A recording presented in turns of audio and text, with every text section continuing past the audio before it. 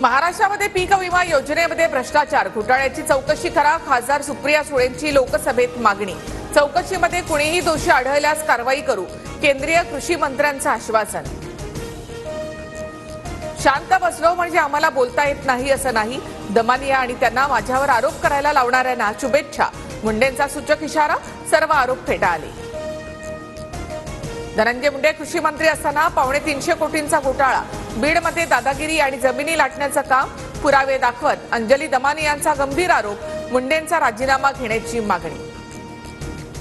अंजली दमानियांकडून माझ्यावर मोघम आरोप, दमानियांवर अब्रू नुकसानीचा खटला दाखल करणार, मंत्री धनंजय मुंडे संतापले, टीका करताना दमानियांचा अंजली बदनामिया असा उल्लेख।